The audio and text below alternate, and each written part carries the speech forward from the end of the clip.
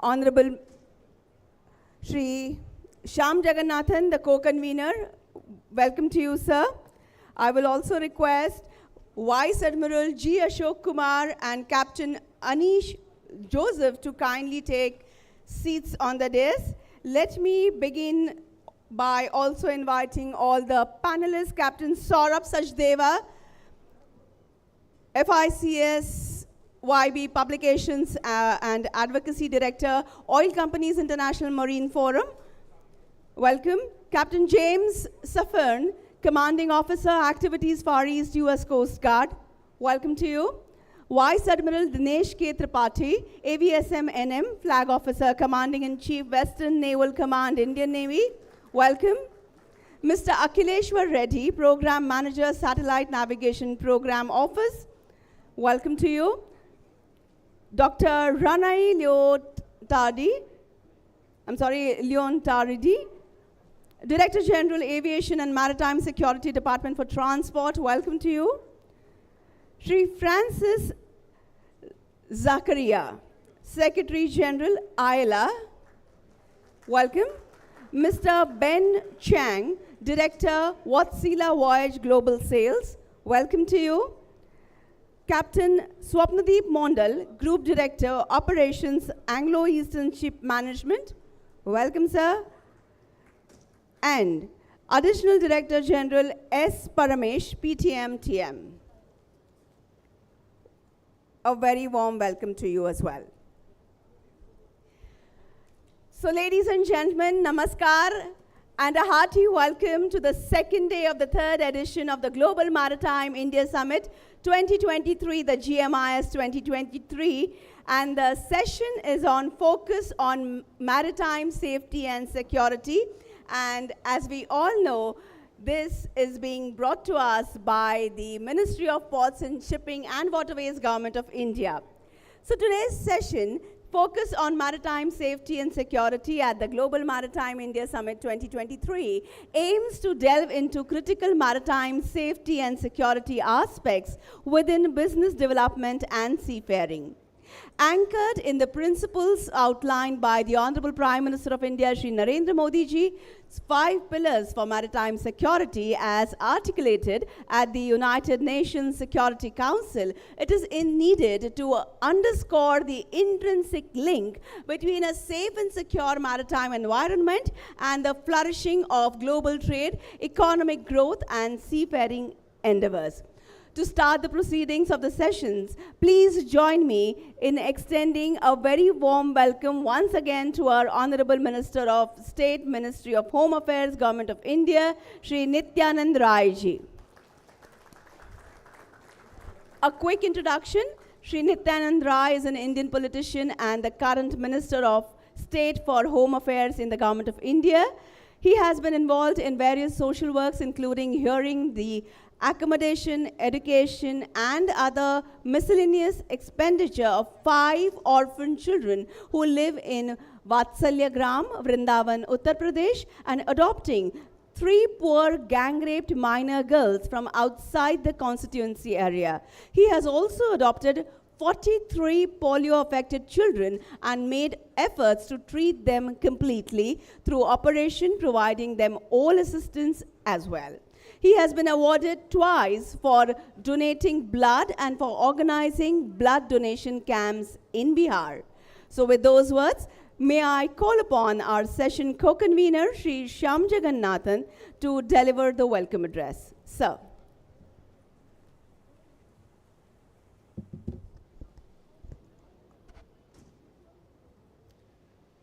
Namaskar. A safe and secure maritime environment is essential for fostering business growth and plays a pivotal role in enhancing seafaring operations and ensuring the sustainability of the maritime industry. We are privileged today at this focus session on maritime safety and security under the aegis of the Global Maritime India Summit 2023 to very warmly welcome Honorable Minister of State, Ministry of Home Affairs, Government of India, Shri Nityanand Rai ji. I also take this opportunity to warmly welcome our guide for structuring this entire session, Dr. Sanjeev Ranjan sir, the respected chairperson of the National Shipping Board. We received multiple technical insights, and sir has been furthering the cause for maritime security while looking at our nation's maritime interests. We warmly welcome Vice Admiral G. Ashok Kumar sir, the National Maritime Security Coordinator. I also take the opportunity to welcome a host of experts, maritime security domain specialists, Captain Saurav Sachdeva from the Oil Companies International Marine Forum, Captain James B. Safran, the Commanding Officer, Activities Far East, U.S. Coast Guard, Shri Akhileshwar Reddy, the Program Manager, Satellite Navigation Program Office, Dr. Rania Leonardi, Director General, Aviation and Maritime Security, Department of Transport, Shri Francis Zakaria, the Secretary General of the International Association of Marine Aids to Navigation and Lighthouse Authorities, Mr. Bin Chang, Director Vatsila, Captain Swapnadeep Mandal, Director Operations Anglo-Eastern, and lastly, but most important of them all, the Flag Officer Commanding-in-Chief, Vice Admiral Dinesh K. Tripathi, sir.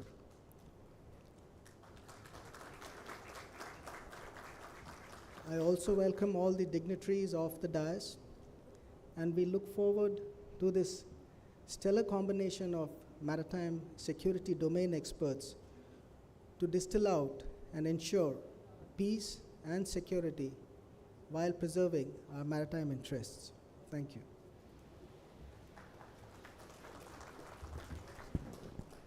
Thank you, sir, for the initial opening remarks. Could I now request Dr. Sanjeev Ranjanji to kindly felicitate the Honorable Minister? Can we have the memento and the gamcha, please? So, ladies and gentlemen, as you can see, this is a special memento along with a stole from the state of Assam. Kindly accept this as a token of reverence and appreciation.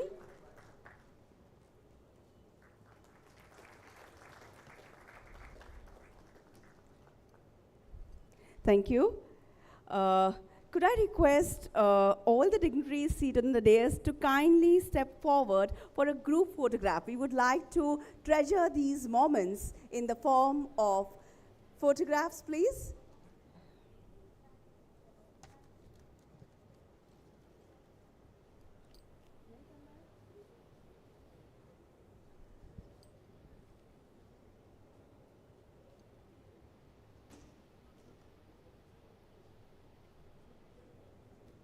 Thank you so much.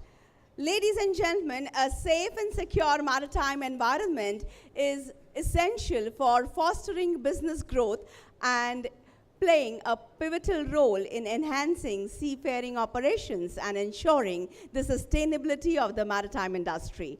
By bringing together industry leaders, experts, and stakeholders, this session aims to facilitate insightful discussions on the paramount importance of maritime safety and security. Additionally, it will explore strategies to reinforce these aspects to foster a thriving maritime sector that benefits all stakeholders involved. So before moving on, we would like to felicitate and greet the panelists with mementos. I would request initially Dr. Sanjeev Ranjanji, Chairman, National Shipping Board, to please do us the honors. Captain Saurabh Sachdeva, FICSYB Publications and Advocacy Director, Oil Companies International Marine Forum. Please accept this as a token of respect.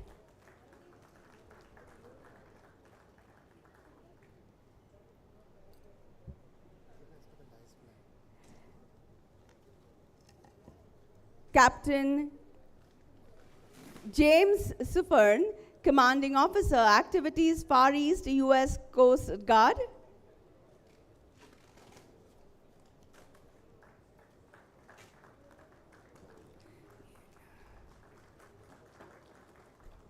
Vice Admiral Dinesh K. Tripathi, AVSM NM, Flag Officer Commanding in Chief, Western Naval Command, Indian Navy.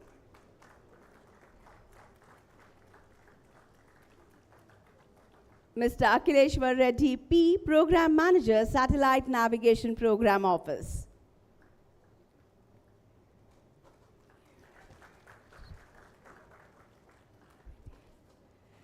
Dr. Rania Leontaridi, Director General, Aviation and Maritime Security, Department for Transport.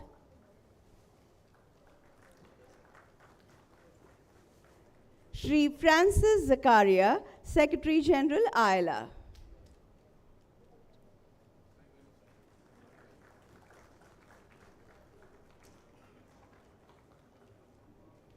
Mr. Ben Chang, Director, Watsila Voyage Global Sales.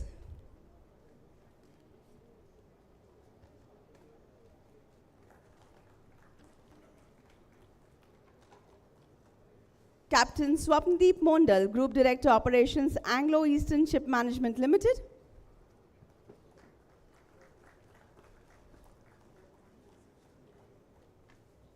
And Additional Director General S. Paramesh, PTM, TM.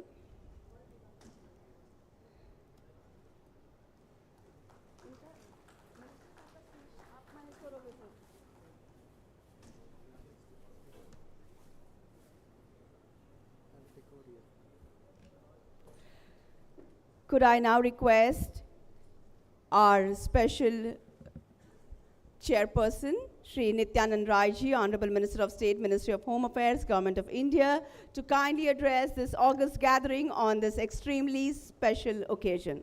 Sir.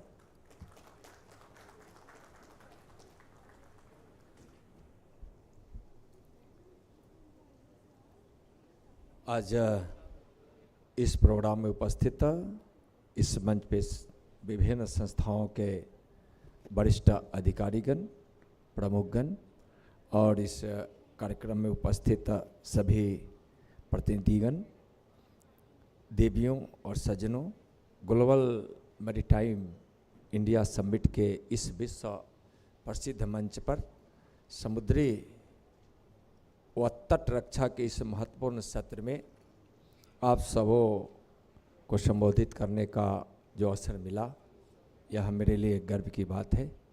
Bharat की विश्व स्तरीय जो यह कार्यक्रम यहाँ आज हो रहा है, निश्चित रूप से भारत के लिए यह सौभाग्य का विषय है।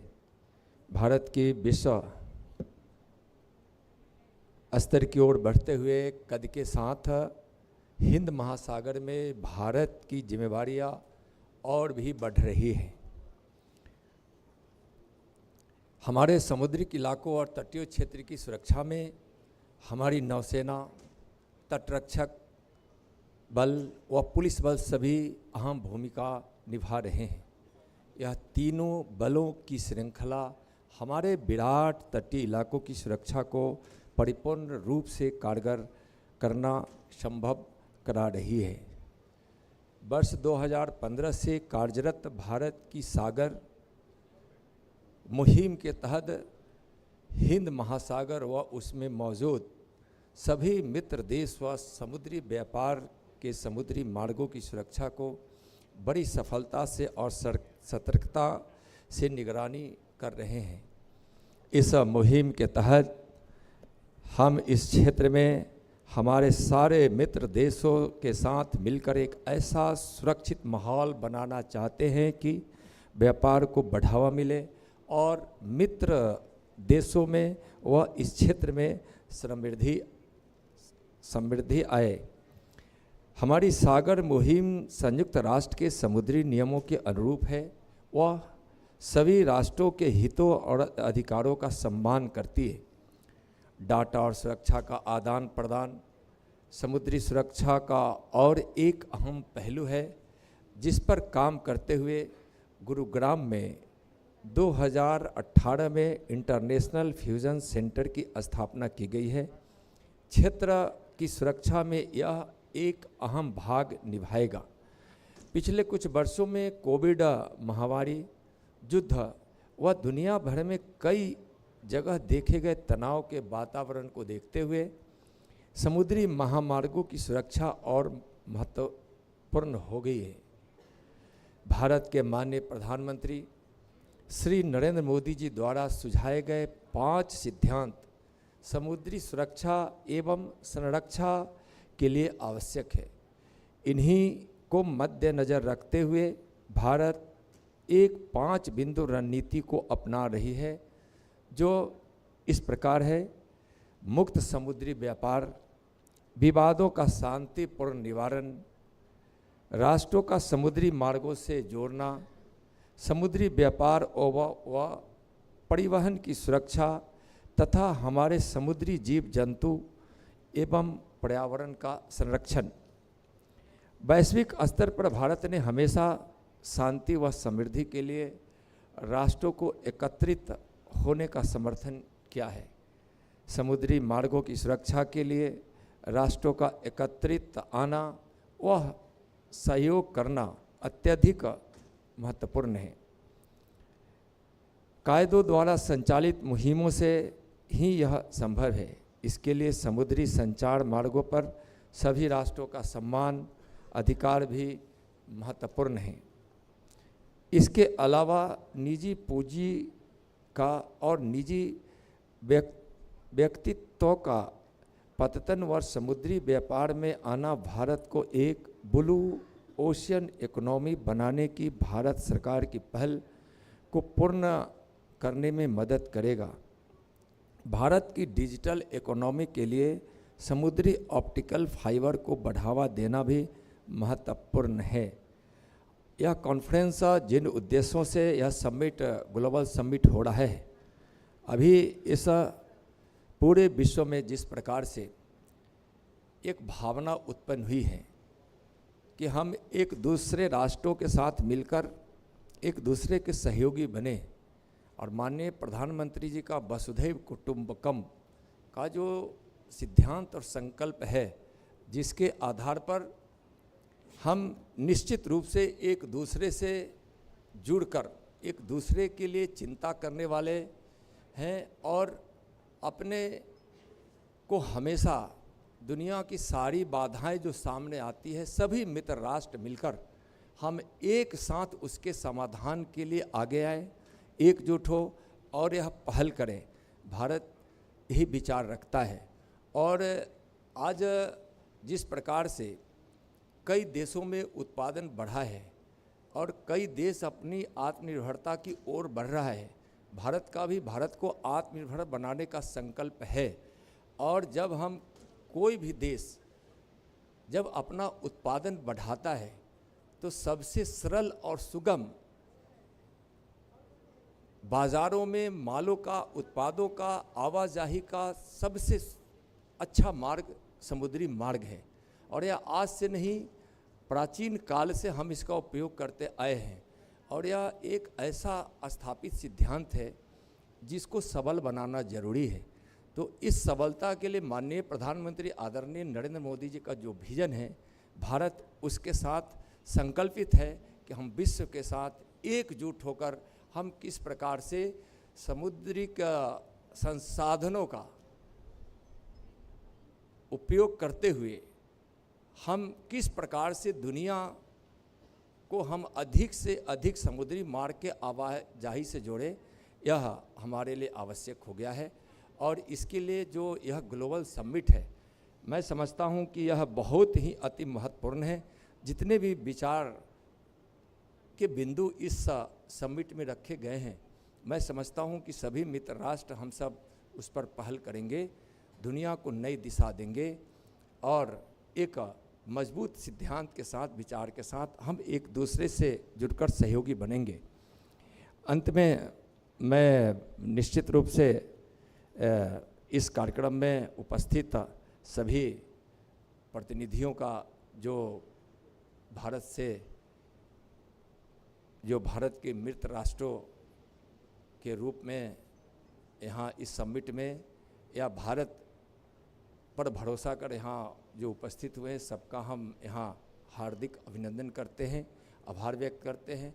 साथ ही भारत के विभिन्न संस्थाओं के प्रतिनिधि जो माननीय प्रधानमंत्री जी के उस उद्देश्य को जो दुनिया के लिए है, मित्र राष्ट्रों के लिए है, उसको सबल बनाने के लिए, उसको संरक्षित करने के लिए आप निश्चित रूप से कई चीज़ों को यहाँ से लेकर जाएंगे, जो निश्चित रूप से हम एक दूसरे के सहयोगी बनकर इस काम में लगातार निभाते रहेंगे।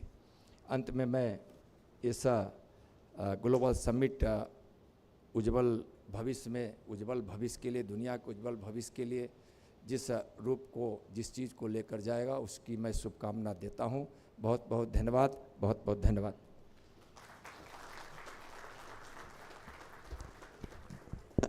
आज के इस अवसर पर आपने उपस्थित सभी को संबोधित करते हुए अपने विचारों की सौगात दी। मैं दिल की गहराइयों से शुक्रिया अदा करती हूँ। And to take the proceedings forward, I will call upon Captain Anish Joseph and hand charge to him. Captain Anish.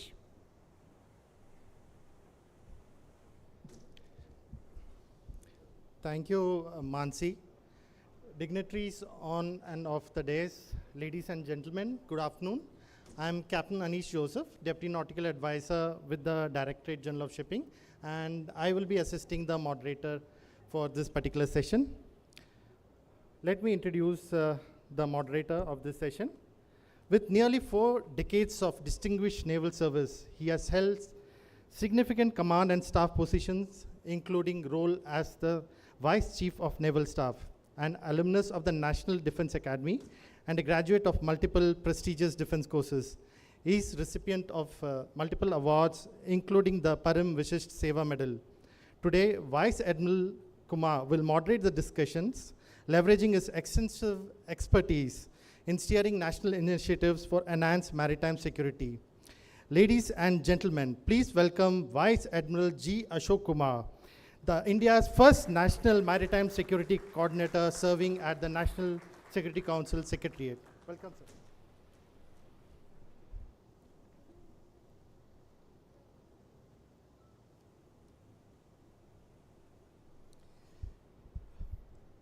Honorable Minister, sir, Shri Nityananda Rai, Dr. Sanjeev Ranjan, Chairman, National Shipping Board, Shyam Jagannathan, Director General Shipping, dignitaries on and off the stage, ladies and gentlemen. It's a pleasure for me to be here to moderate the session, and I thank the DG Shipping for this invite. It's an honor for me to be here. Let me set the ball rolling. You know, with over 80% of global trade being maritime in nature, you know, there is an inextricable link between maritime security and national prosperities of all the nations. When you take the case of India, for instance, the maritime trade is 95%. So it is with this clear understanding that the Honorable Prime Minister, Shri Narendra Modi, in 2015, came out with the strategic vision of security and growth for all in the region, or SAGAR, as it is called. Now, this gave a direction to the nation insofar as the maritime domain is concerned.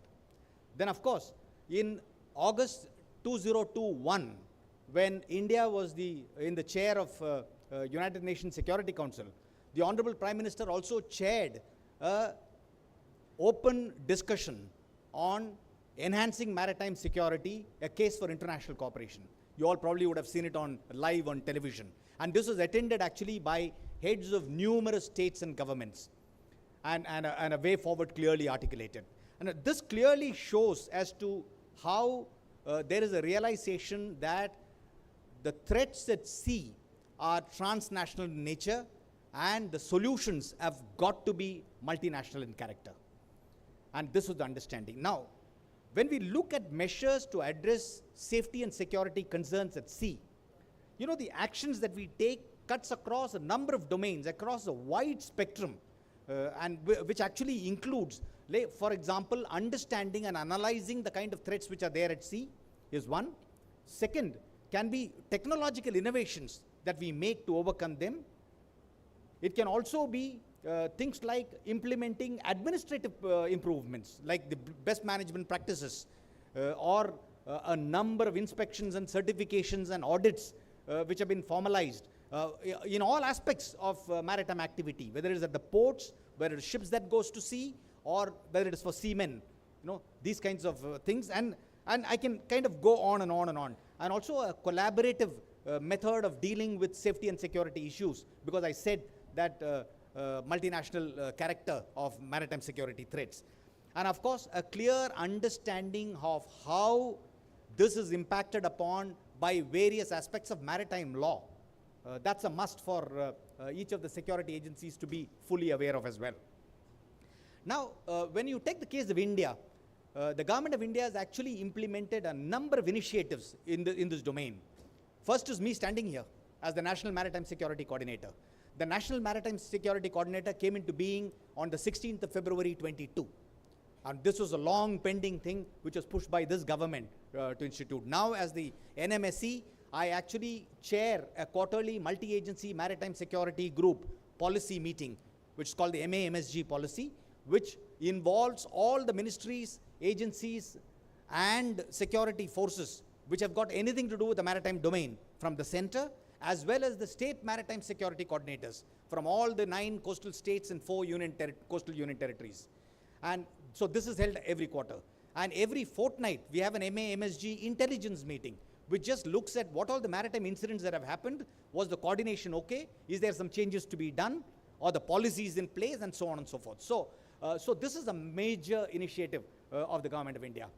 The next I would like to talk about is the passing of the Maritime Anti-Piracy Bill, a long pending thing, which was passed in 2022. There are a lot of other things. In 2019, for example, the Coast Guard, the Indian Coast Guard, was legally empowered under all acts, policies, and orders dealing with the maritime domain. So we finally have the legal enablement as well. Then, of course, the minister spoke about as to how in 2018, it was in fact on the 22nd of December, that the IFC IOR, or the Information Fusion Center Indian Ocean Region, got inaugurated by the then Honorable Defense Minister, Srimati Nirmala Sitharaman. Now, that is for collaborative maritime domain awareness. The government has also now sanctioned a National Maritime Domain Awareness Project, a multi-agency structure by which we have a better sense of what is happening out there at sea. There are a lot of other things that I can go on and on. Navik and Gagan, for example, is a technological improvement towards maritime security, the positional information as well as navigation system. The Coast Guard, the Indian Coast Guard, is actually a member of the RECAP organization, regional grouping to counter piracy, and with the ISC, or the Information Sharing Center at Singapore. In fact, the head of the RECAP organization is currently the ex-Director General of the Indian Coast Guard. Similarly, the Navy has been deploying its ships since October of 2008 in the Gulf of Aden, continuously fighting pirates, Somali pirates in the Gulf of Aden. And quite often we are asked as to, how does it matter to us? Why Gulf of Aden? And why why don't you just prevent our coast from being intruded? It is because Indian trade, which is 95%, goes through each of these choke points. And any attack on them has a direct implication on national prosperity.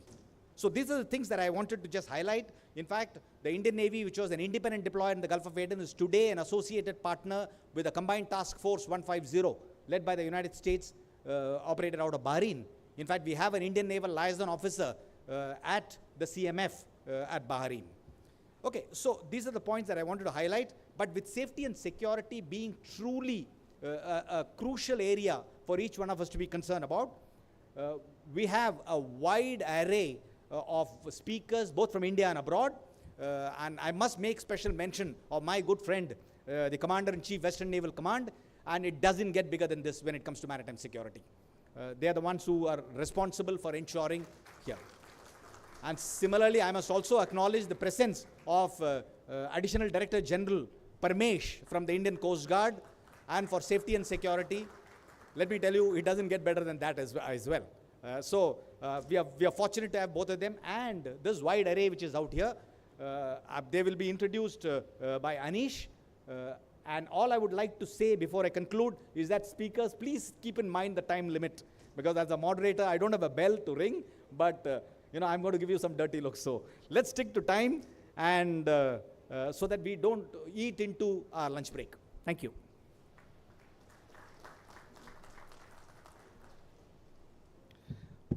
Ladies and gentlemen, allow me to introduce Captain Saurabh Sachdeva, the Publications and Advocacy Director at OCIMF, an esteemed organization that holds UN observer status with the IMO. With over 25 years of global industry leadership in energy, ports, and shipping sectors, Captain Sachdeva brings a wealth of expertise to today's discussion. Today, he will be enlightening us on the topic, investment resilience, safeguarding maritime assets for sustainable growth, drawing from his extensive background in risk, compliance, and regulatory affairs. Welcome, Captain Saurabh. Thank you, Anish. Good afternoon, ladies and gentlemen, honorable ministers, dignitaries present here. It's an absolute honor to be standing in front of you and be able to give this speech about OCIM.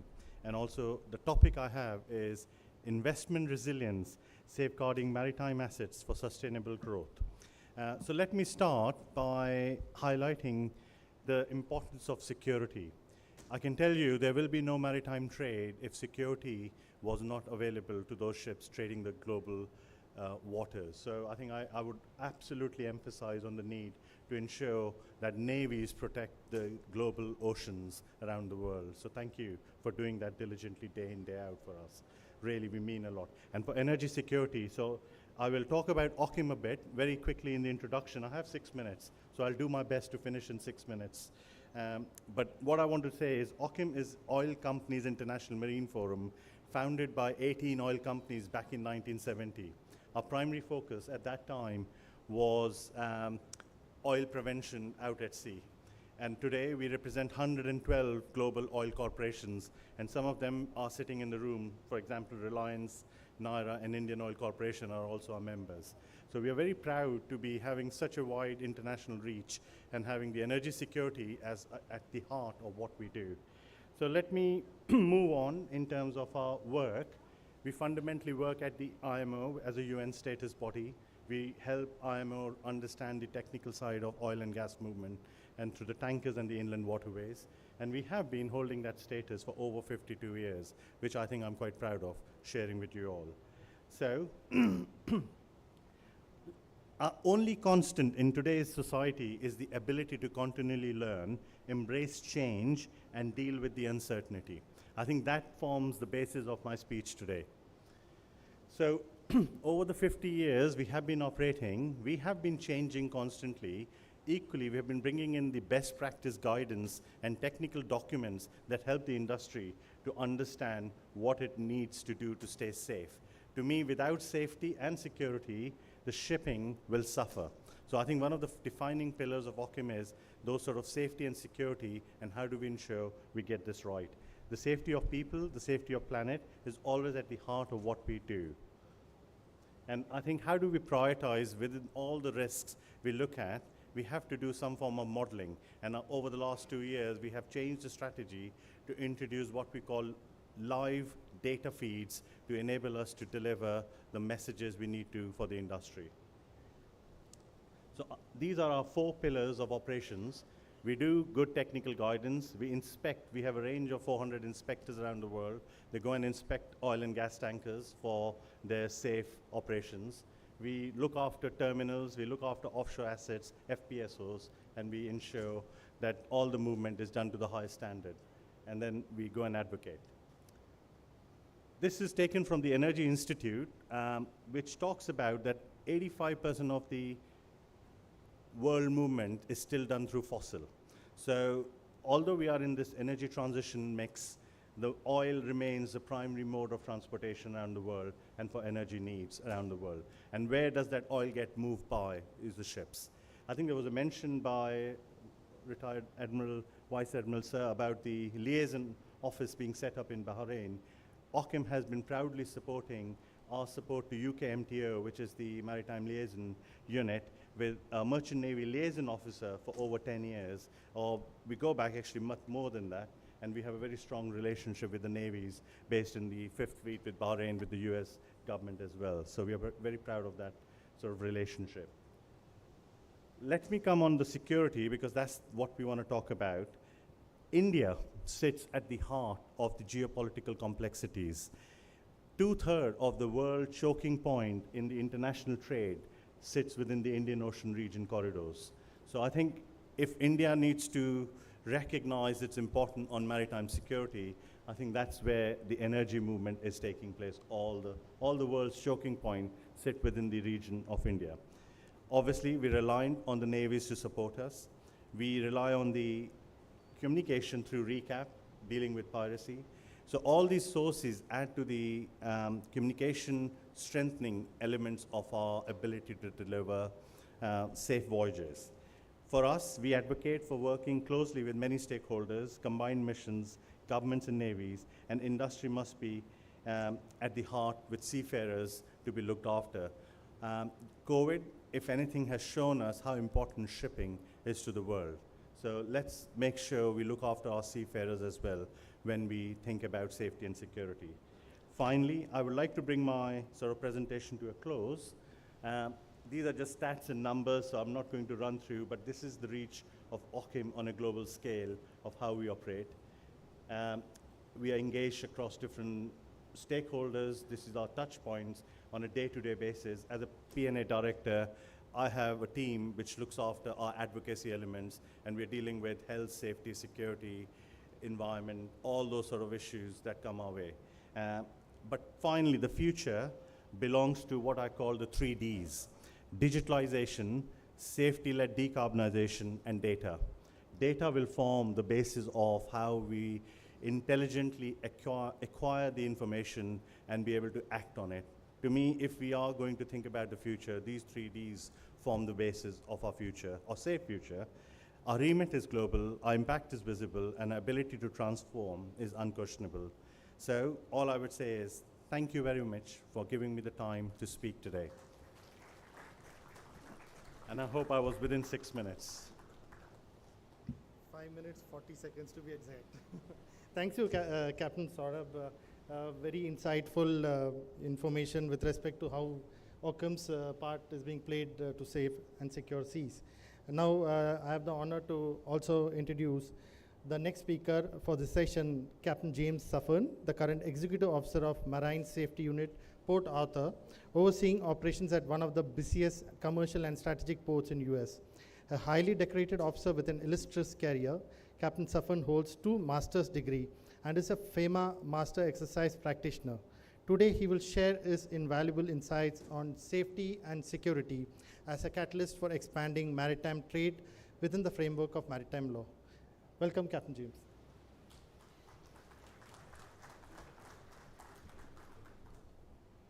Good afternoon, everyone. Honorable Minister, dignitaries. I'd like to especially thank the Ministry of Ports, Shipping and Waterways for inviting me here to India's Global Maritime Summit. For the next few minutes, I'll speak of safety and security as a catalyst, as it was just mentioned. But what I'd like to do is first begin with a review of the Coast Guard legal authorities, domestic and international. Our legal foundation, our authority to act, sits on a stool with 3 legs: substantive law, jurisdiction, and vessel nationality status. The U.S. Coast Guard enforces the law of the sea, bilateral agreements, U.S. domestic law, and Coast Guard policy. The Coast Guard also receives her jurisdiction from these sources.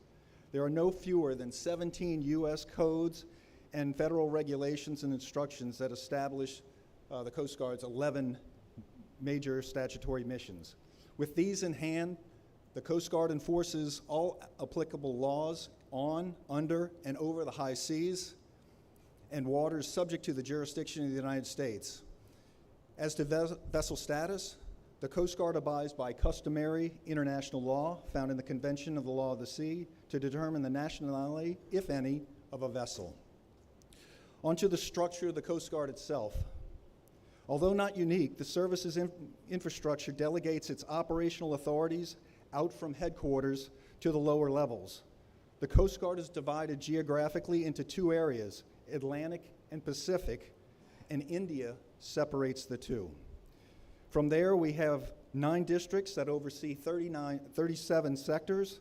These sectors cover all major U.S. coastal and inland river ports, the key hubs for commerce. It is where the sector commanders are responsible for all Coast Guard missions within their respective zones.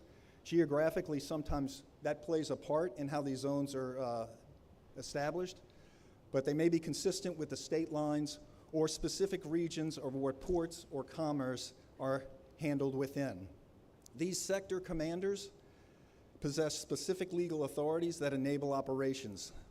The 5 authorities include Captain of the Port, which is the authority to enforce port safety, security, marine environmental protection regulations, officer in charge of marine inspection, with the authority over vessel standards, compliance, and mariner competency. They're also the federal on-scene coordinator, with authority over hazardous substance and response to same, and federal maritime, when it comes to security, they're the Federal Maritime Security Coordinator with the authority to establish the Area Maritime Security Committee and implement and exercise the Maritime Security Plan. Important, these relations are also the cornerstone of safety and security, since they are the open vital lines of communication, information sharing, which allow information to flow freely back and forth between the Coast Guard and our local partners. Only with the trust we build is that free communication possible. And finally, we're also in charge of search and rescue. All of these operations share one thing in common: their vital link to the public industry and the free flow of commerce. But I cannot stress more that we cannot perform our mission without a close partnership with federal, state, local governments, with partner agencies, and most prominently, with industry. The Coast Guard facilitates commerce most effectively through regulatory oversight of marine industry operations. We partner with industry stakeholders, from shipbuilders to terminal operators, to establish and enforce regulations, promote safety, security, and environmental stewardship. Through this, the Coast Guard sets standards for vessel construction, operation, and maintenance, and implements safety and security protocols, and maintains the safety and security of our ports and waterways. The Coast Guard also possesses the duty to manage and respond to marine or maritime incidents and emergencies, from vessel accidents and oil spills to natural disasters. The Coast Guard spearheads emergency response efforts in the United States. We work hand in hand with industry partners to assess and mitigate the impacts of such incidents, and with this partnership, we can enable a prompt return to normal commerce operations.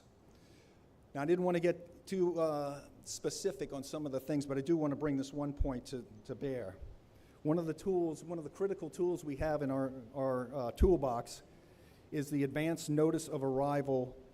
Basically, this is a clearinghouse. All vessels that transit to the U.S. have one central location that they can send their information to. That's an electronic, and that's to the National Vessel Movement Center.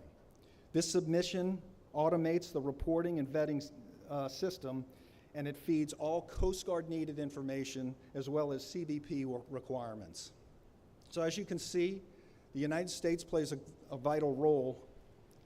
Forgive me. The Coast Guard's responsibilities do not end at the U.S. mainland. Through various bilateral agreements, MOUs, and international programs, the Coast Guard works with partner nations to enforce international law. The Coast Guard operates worldwide to promote international law, from the protection of marine resources to the interdiction of illegal drugs and the enhancement of security measures in international ports. Through these efforts, the Coast Guard aims to help partner nations safeguard maritime trade and protect the global economy. One Coast Guard program I'm most proud of is our International Port Security Program. Through this program, we partner with foreign governments, port authorities, industry stakeholders to promote the adoption of security measures aligned with international standards, to prevent unauthorized access to vessels and facilities in foreign and U.S. ports alike.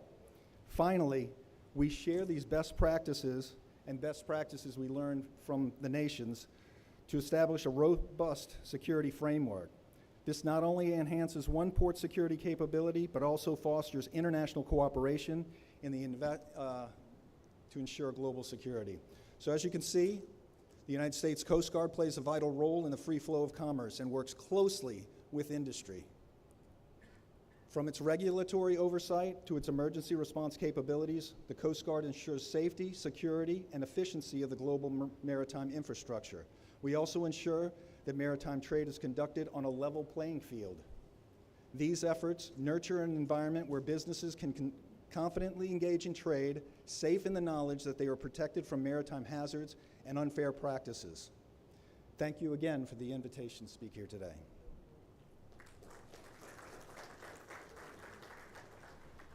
I thank Captain James Saffern for providing his valuable insights with respect to the multi-mission mandate which the US Coast Guard has in ensuring the catalyst towards safety and security. Ladies and gentlemen, we are honored to welcome Vice Admiral Dinesh Tripathi, the distinguished flag officer commanding-in-chief of the Western Naval Command. With a naval career spanning over 36 years, he has held various key operational and staff appointments, including Director General of Naval Operations and Chief of Personnel. Today, Vice Admiral Dinesh Tripathi will impart his wisdom on the vital subject of safety and security as a catalyst for expanding maritime trade within the framework of maritime law. Welcome, sir.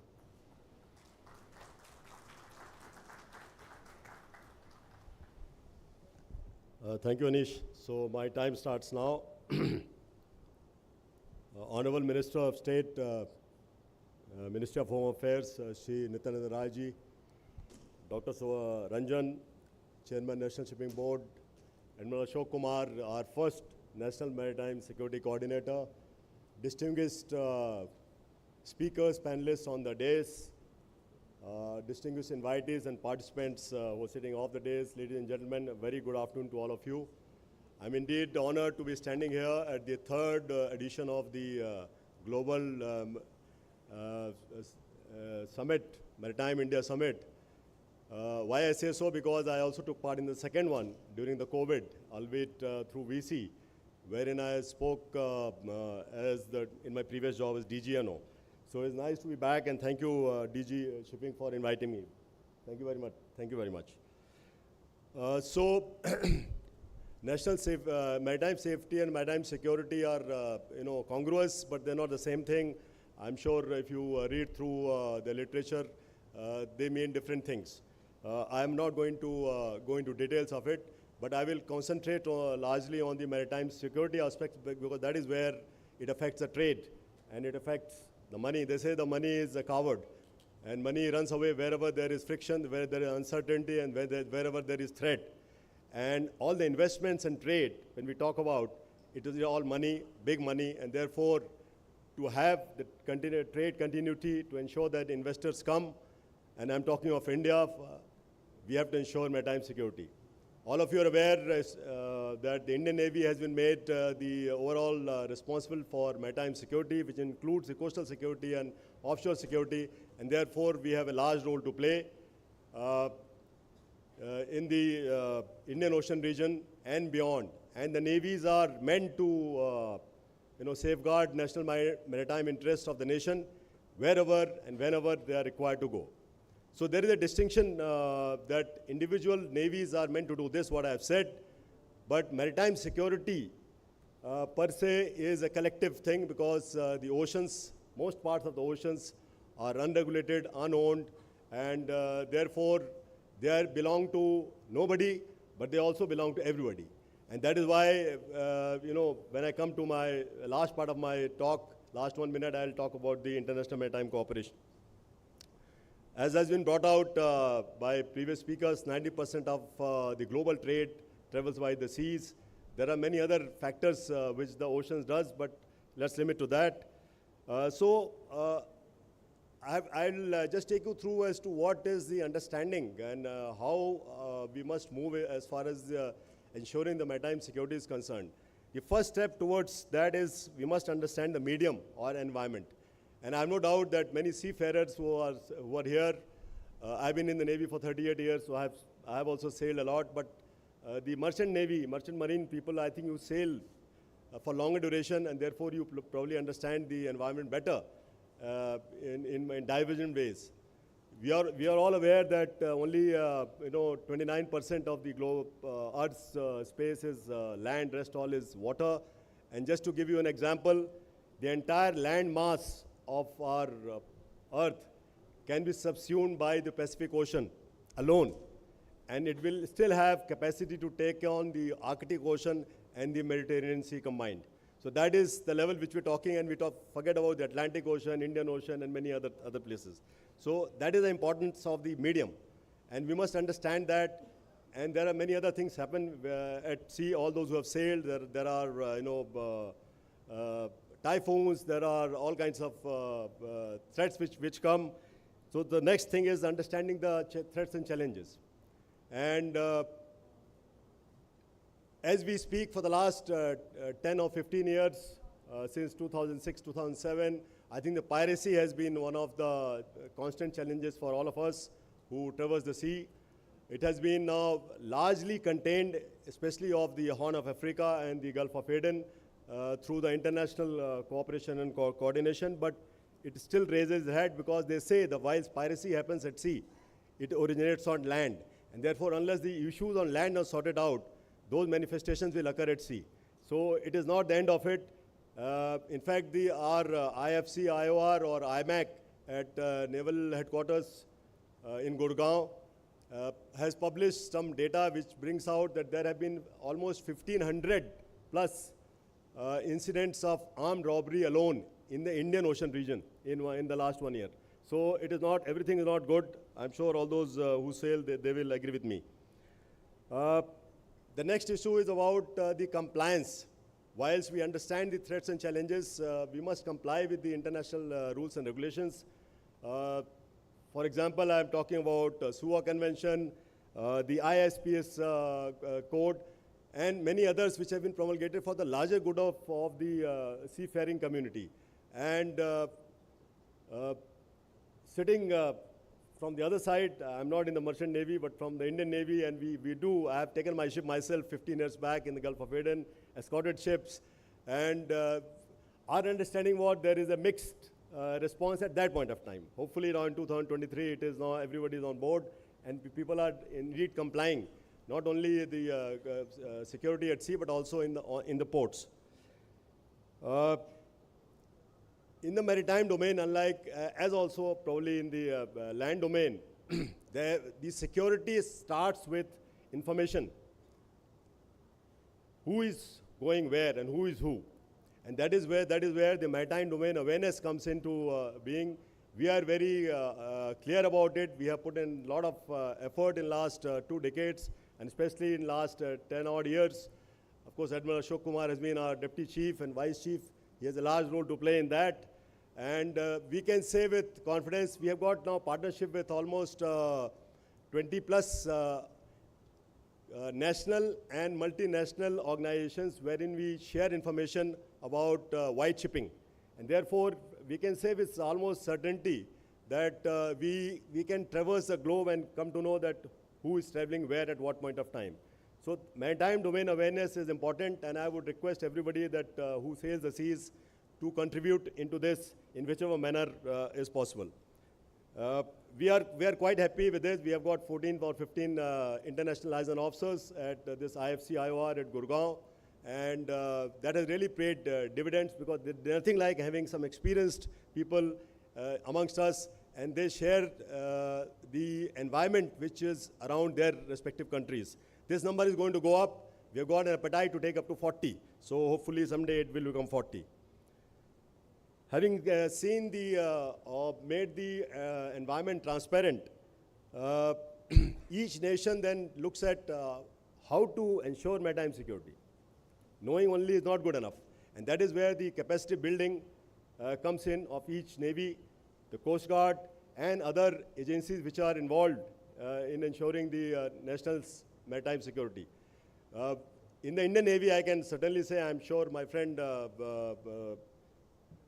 will tell about the Coast Guard as well. We are absolutely clear as to what is required, when, where, and therefore we have taken certain measures. All it happened again in the last 5-6 years. We have got something called as mission-based deployment, where large number of ships are deployed at various choke points and areas where we feel that they may be required to be pressed into action at short notice. And it again happened when Admiral Ashok Kumar was the deputy chief. So thank you very much, sir, for bringing in this transformative change. As we speak, there are n number of ships. I can't tell you how many, but there are ships and aircraft which are constantly patrolling the waters of the Indian Ocean region. In fact, this month only, we had one ship and a submarine which went to Australia and came back all the way. They're back in our waters now. So capacity building is important for deterrence. Why do you have ships, submarines, and all kinds of high-tech platforms? Because you must deter for somebody to take action.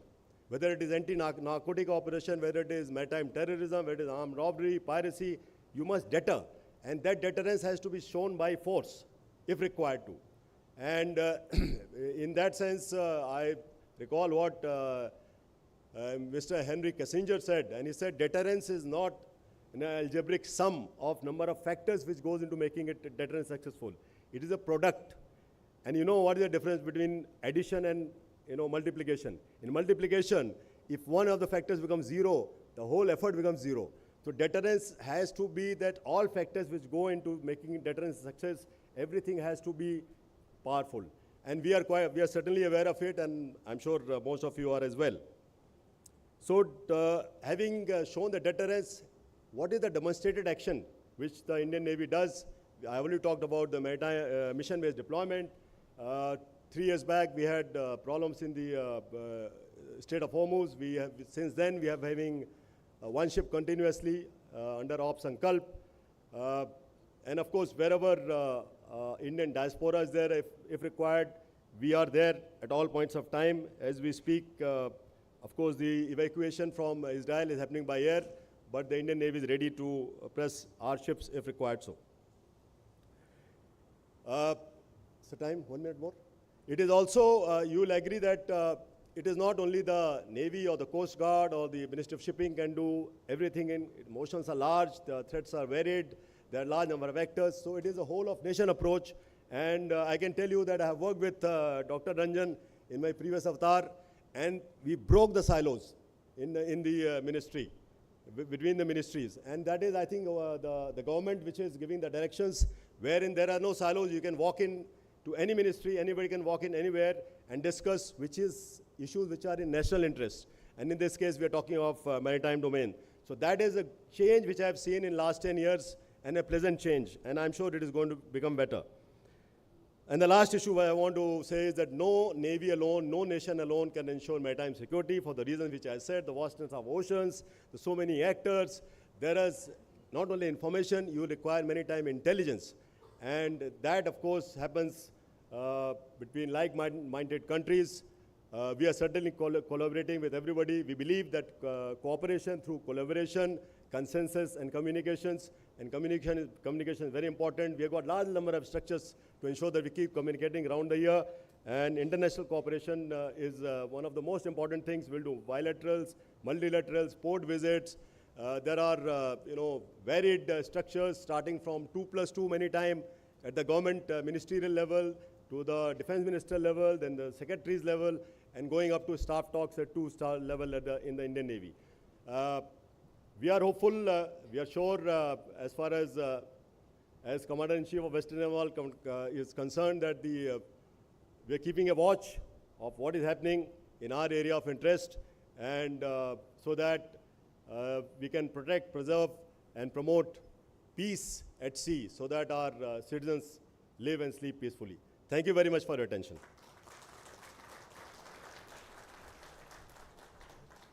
Thank you, sir. Thank you for giving the Indian Navy's insights on safety and security, how a catalyst they have ensured improving the maritime trade.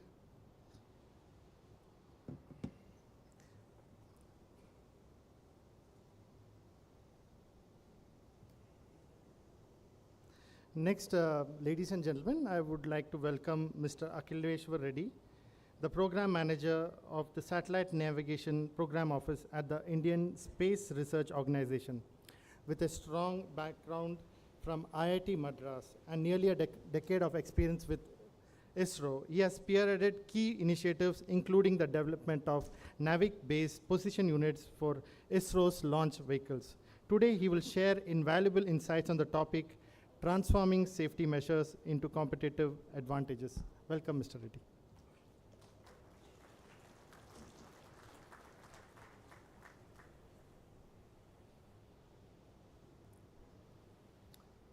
Good afternoon, everyone. Honorable Minister of State and dignitaries on and off the stage. Thank you for this opportunity, and I thank the DG Shipping and the Ministry of Port Shipping and Highways for giving me this opportunity to speak here. So the speakers before me have spoken a lot about the need for maritime security and the need for intelligence in these aspects, and the need for data generation that gives an overall view of what is going on and situational awareness at sea. So from that perspective, I would like to speak briefly on what ISRO is doing and how these maritime safety measures can contribute towards competitive advantages. So there are a lot of regulations for maritime safety, especially the IMO regulations, the national maritime regulations, the regulations established by ports, the individual shipping companies, and crew certification, etc. So all these are guidelines which are established, and probably some sort of mandates that are established in order to ensure that the maritime trade happens safely. And there are a lot of technology that is going into ensuring that these regulations are followed and giving situational awareness to the shipping companies and to the national security agencies for ensuring the safety. So these technologies, I'm going to talk about most of them that are enabled through space technology. So some of them are positioning systems. When we talk about positioning systems, the satellite navigation-based systems are ones that come to mind immediately. There are a lot of, there are 6 such systems that are currently available in the world. There is GPS from US, there is GLONASS from Russia, there is Galileo from EU, there is Beidou from China, and there is QZSS from Japan. And India has also started its own initiative to have its own independent navigation system, and the result of which is NAVIC. So the NAVIC system was established completely in 2016, and it is started beaming the positioning services. And these signals are provided as part of 2 services. One is the standard positioning service, which is available free of cost to all the civilians. And the other is the restricted service, which is meant for the strategic users. However, these services act as a very important way in which we can locate the marine vessels that are at sea. And the accuracy levels are very good, to the order of around 5 to 20 meters. So this information is one of the critical technology for having a situational awareness of the positional location of all the marine vessels that are in the international waters. In addition, there are a lot of weather prediction satellites that are launched, especially the Earth observation satellites, and the network of buoys that are deployed across the ocean, which act in conjunction to provide weather-related information, which is again plays a critical role in designing the marine routes.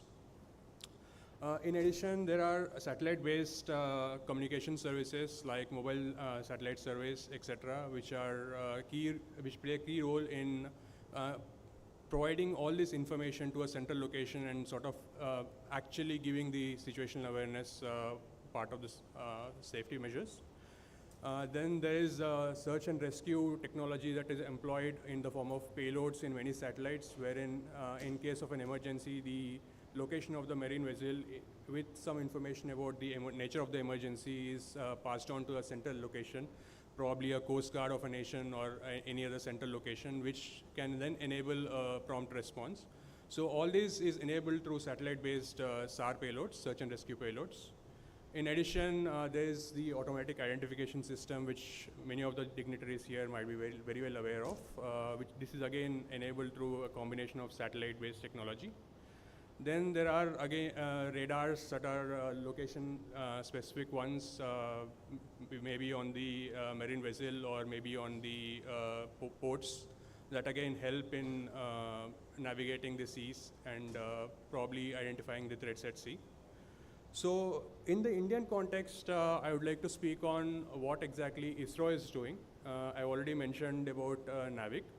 And in addition, we also have a augmentation system called Gagan, which provides integrity information of the navigation services, and it builds sort of a reliability on the navigation service and gives assurance of the accuracy that you're obtaining. Then there are multitude of satellites like RSAT, OceanSat, and INSAT, which collect the information related to the wind velocities, the cloud cover, the typhoons, etc. And these informations are analyzed to give weather predictions, which are very essential for calculating the marine routes and thus helping the marine trade. Then there are satellites like GSAT-6, which play a key role in providing the mobile satellite service, which acts as a communication channel across the international waters. Then, as I mentioned earlier, there are certain SAR payloads, search and rescue payloads that are deployed on board satellites, which help in the search and rescue operations. Some of the examples are INSAT 3D, 3DR, then GSAT 17. All these satellites cover the international waters around Indian region, and they provide the search and rescue capabilities. Then there are certain disaster alert terminals which are deployed for fishermen safety. These terminals leverage the NAVIC positioning capability and the GSAT-6 based communication capability to provide a quick response to fishermen at sea who are facing any sort of emergency. Then there are coastal security terminals that are deployed across the Indian marine vessels. These coastal security terminals again act as a sort of location tracking devices which give a situational awareness to Coast Guard on what sort of marine activity is happening near the borders. And finally, we have NAVIC-based messaging receivers, which actually are a development in collaboration with INCOIS, and we are also extending that service to NDMA. So what these devices do is they sort of collect the Earth observation data and also the localized data from buoys, etc. And these information is used by NDMA or INCOIS to give some sort of a disaster warning, especially for tsunamis or cyclones or high waves. And these information are broadcast through a NAVIC channel directly to the fishermen. And these devices are very cost-effective devices to give situational awareness to the fishermen. So these are all some of the examples of the technology that ISRO is currently implementing to provide safety measures to the maritime community. So coming to the competitive advantages that can be leveraged from these technology, that is space-based technology that is being provided.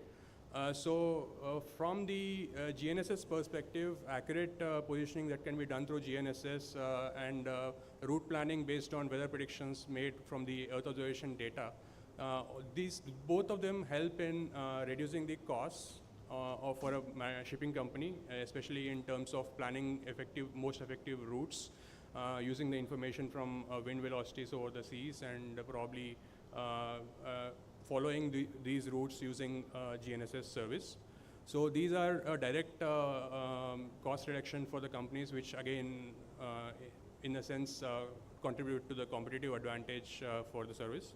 Then there are improved efficiency that can be leveraged through DGNSS-based and LiDAR-based collaborative automation of the loading and unloading at ports. Then there is vessel tracking and decongestion measures that can be taken using this information, which will again help in increasing the efficiency of the maritime routes. In addition, for coastal security, the unauthorized vessel monitoring can be taken up using coastal security terminals and AIS. And in addition to this, through our NMRs that are distributed to local fishermen, we also keep an eye on the international borders and the fishermen location with respect to the international borders. Based on this, we also send advisories to the fishermen if they are coming close to crossing the international borders. So in this way, we are sort of providing technology where the coastal security can be leveraged through these measures, ensured through these measures.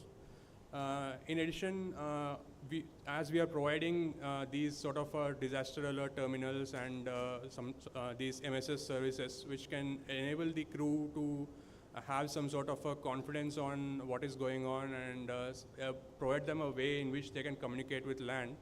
So through these, we can ensure that the crew morale is good, and in that way we can leverage these technologies to provide a competitive advantage. And finally, coming to customer satisfaction and the brand value of a shipping company, all these safety measures provide some way in which you can reliably perform your trading operations, whereby you're improving your brand value and providing customer satisfaction.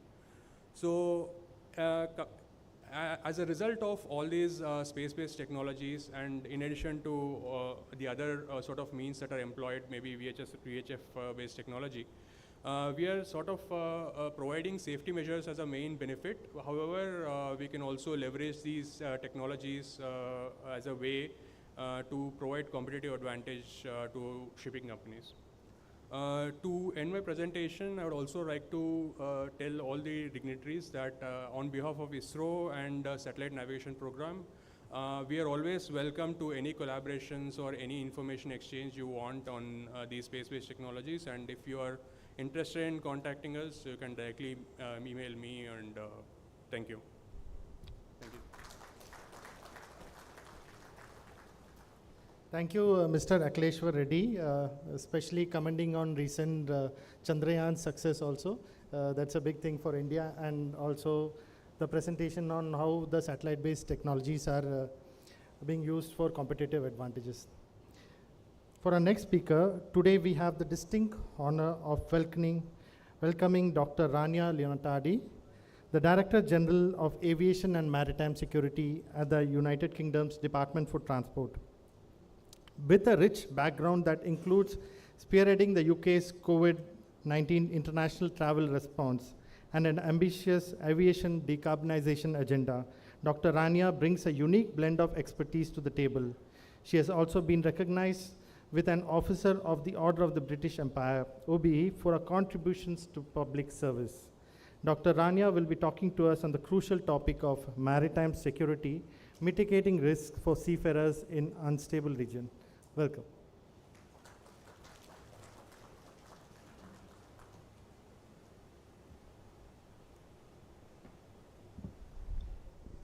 Thank you very much. Good afternoon, ladies and gentlemen, honorable ministers, distinguished guests, and colleagues. I'm really delighted to be here and to be invited at the Global Maritime India Summit, and I would like to thank you for the invitation.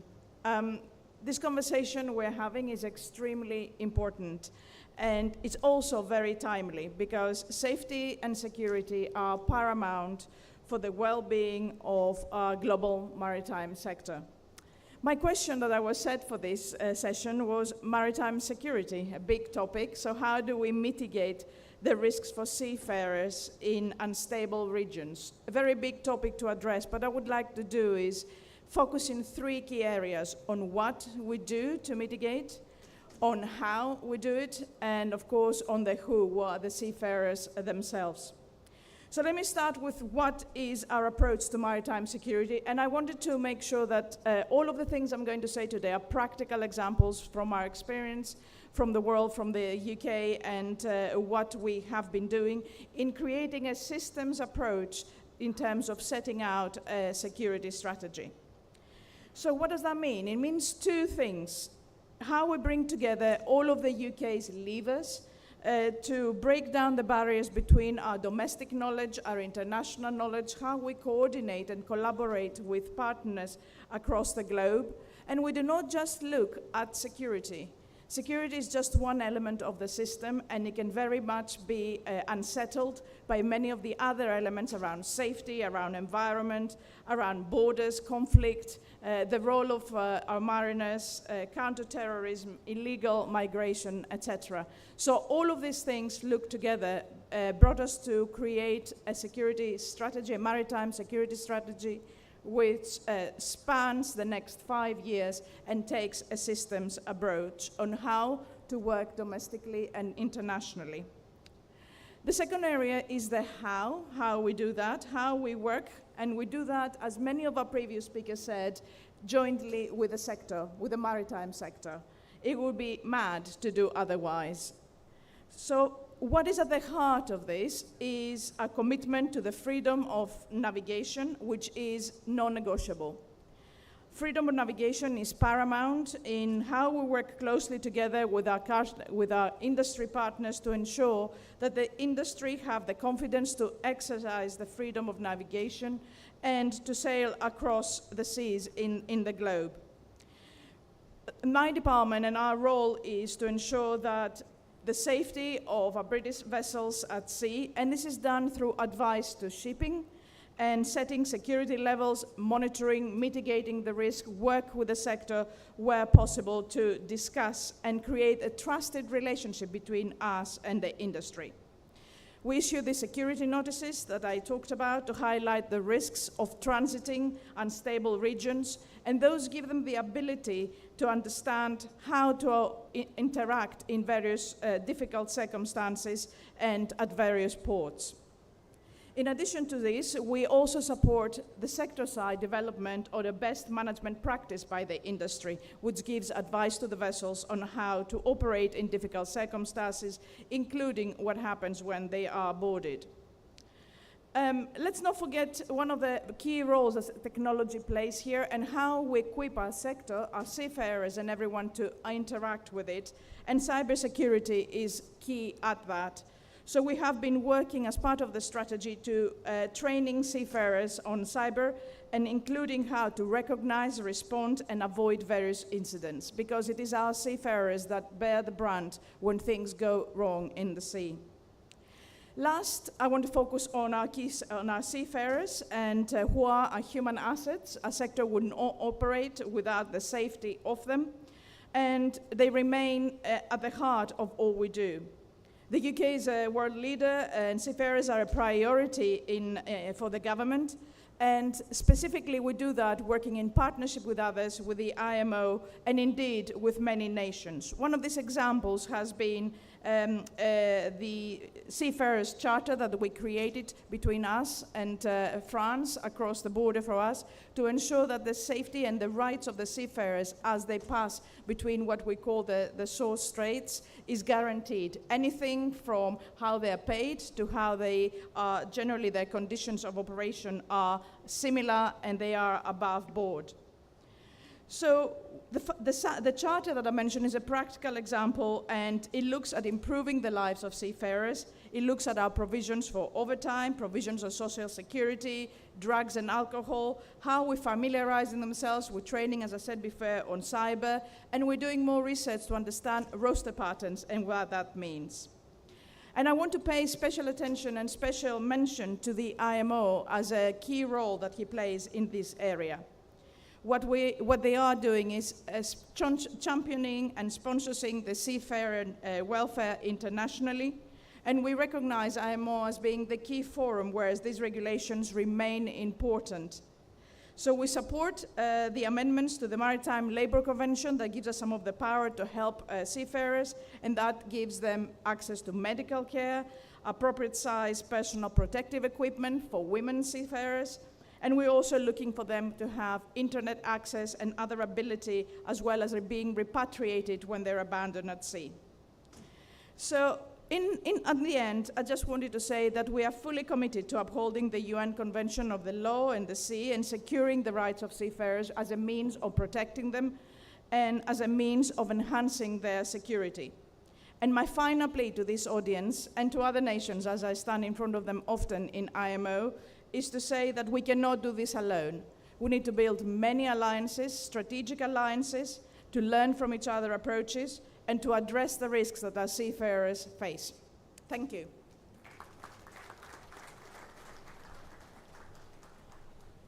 Thank you, Dr. Rania. Especially, it's very heartening to note that the efforts of UK government is towards the slogan of seafarers being, even though they are out of sight, they were never out of their minds. So that's a something very happy as a seafarer to recognize.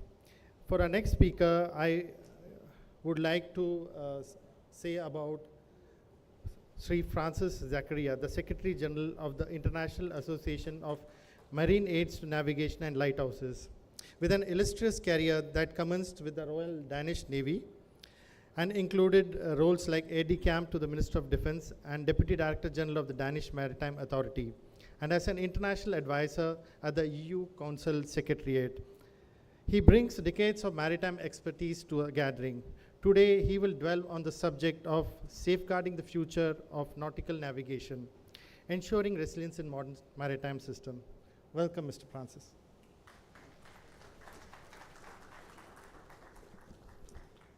Thank you very much, Anis, for this kind introduction, and Honorable Minister, Admiral, and dear friends and colleagues in this room. It's a wonderful pleasure for me to be back here in Mumbai, because I was attending the first Maritime India Summit in 2016, and it was as wonderful as this. The ability to connect the data means ship owners, operators, and also ship managers will lose the insights, and also they will lose the ability to optimize their vessel performance and achieve the operational efficiencies and safety. Having the ability to connect the data on board the vessel is one part of the equation. The second part of the equation is really about how do we then provide solutions to also optimize the ports. And this is where we look at Ports Information Management System, or PCS for short, and also Smart Traffic Management System, Vessel Traffic Management System, in a safe and compliant way, and also to optimize the exchange of information from vessel to ports, and hence reducing waste in the value chain. Wärtsilä Fleet Optimization Solution, we call it FOS, FOS for short, and our next generation Vessel Traffic Management System and Ports Information Management System are examples of such technologies that will help strengthen your investment resilience when it comes to protecting your assets and operation, and also improving your navigation safety. I'm very proud to say that we have a valuable partner in the likes of Anglo-Eastern Ship Management Group. Our journey with them has started in 2018, and our FOS solution is now currently being adopted across the entire fleet for about 650 vessels.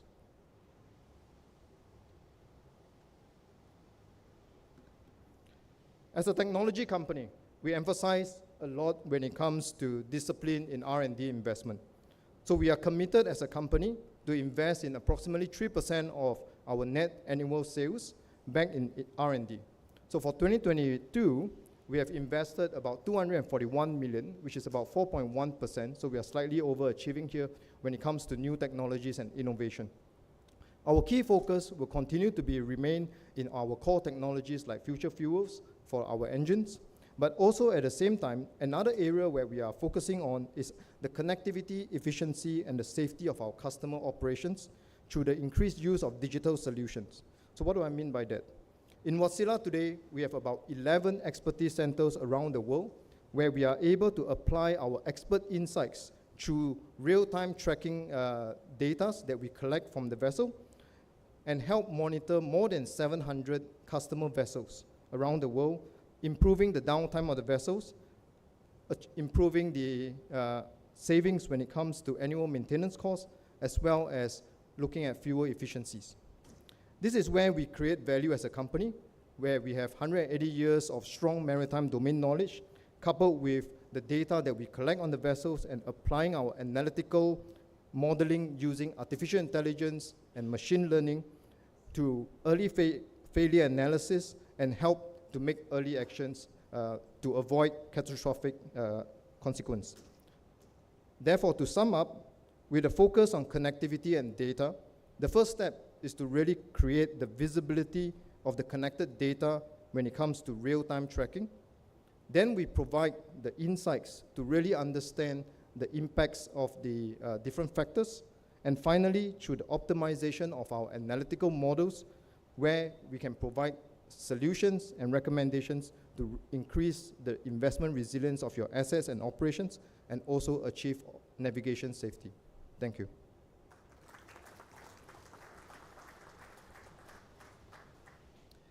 Thank you, Ben.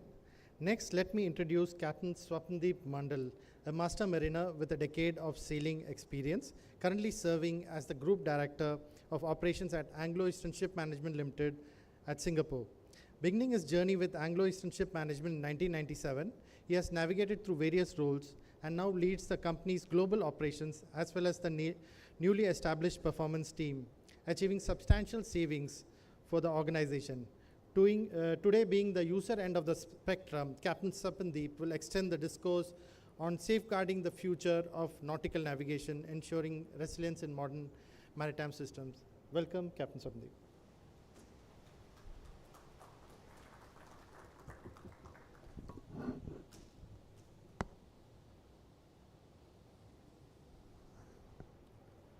Good afternoon, ladies and gentlemen, honorable ministers, fellow speakers, and to everyone in the room, a very, very warm welcome. Today, I'm going to talk about, so Ben has explained about the tool, and exactly like Captain Anish mentioned, it's about the end user, which we are. And I'm going to talk about how a fleet optimization tool have transformed what were once considered operational necessities into strategic advantages and revolutionized maritime safety, efficiency, and sustainability. However, it is important to recognize that the true power of fleet optimization does not lie only in the technology itself. It also lies in the people who use it. And when I mean the people, I mean the crew on board the ships, the teams ashore who support the teams. So the people are the most critical element. At Anglo-Eastern, we understand that the crew's proficiency and training in utilizing these tools are vital for maximizing the benefits. That's why we place a very strong emphasis on training to support the crew and make sure that they're fully equipped to leverage the potential of the fleet optimization features.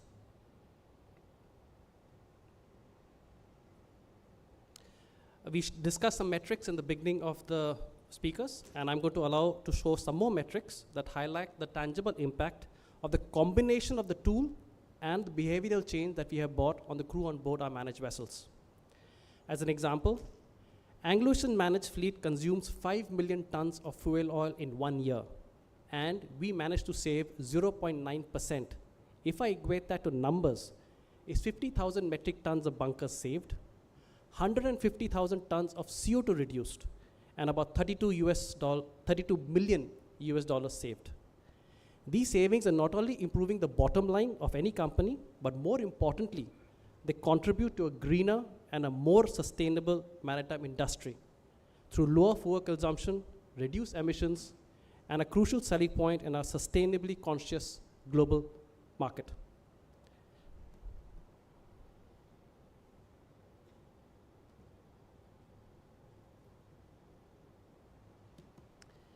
The proper use of fleet operation platforms reduces the time required for critical tasks such as passage planning by up to 70%. This time saving benefits allows crews to focus on other critical operations and enhance overall efficiency and safety on board the ships. Voyage plans are prepared using the fleet operation platforms that are accepted 98% of the times without any amendments.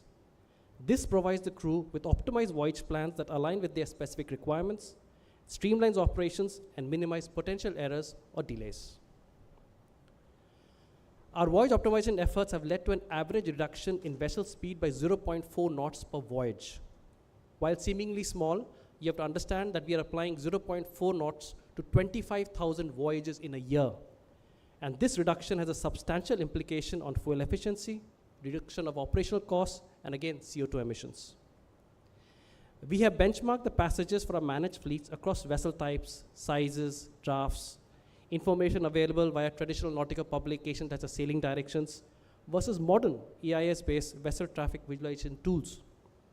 And then we actually reached out to hydrographic offices. In fact, we reached out to the UK Hydrographic Office to see if the recommendations and publications can be updated. And in one case, we have actually managed to have an impact on the industry as a whole, which will lead to a reduction of 32,000 metric tons of CO2 emissions annually for the global fleet for the world.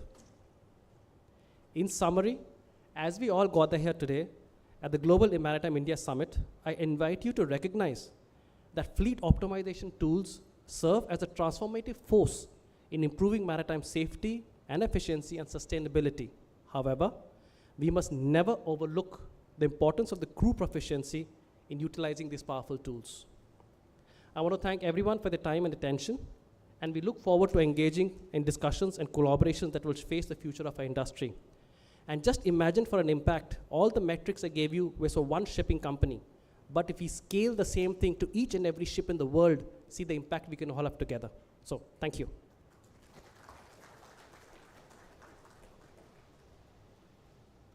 Thank you, Captain Satandeep. As we approach the conclusion of our panel, it is our distinct privilege to introduce Additional Director General S. Paramesh, Additional Director General at the Coast Guard Headquarters in New Delhi. With over 3 decades of distinguished service in various capabilities, both ashore and afloat, he is an alumnus of the National Defense College and the Defense Services Staff College. He has held vital staff assignments in his organization, including Deputy Director General of Operations and Coastal Security.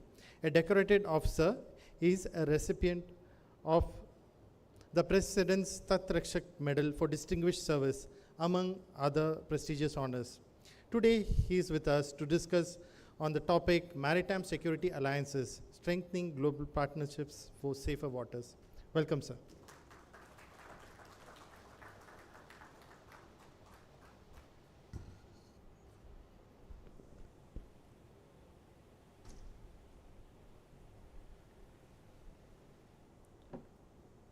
Shri Nityananda Rai, Honorable Minister of State for Home Affairs, distinguished speakers, ladies and gentlemen, a very good afternoon to all of you. I'm acutely aware of the fact that I stand before you and lunch, so I will endeavor to wrap up in the time allotted. And with the permission of the moderator, I will also take the liberty of stating that being the last speaker gives credence to the fact that the Coast Guards the world over have the last word in matters maritime.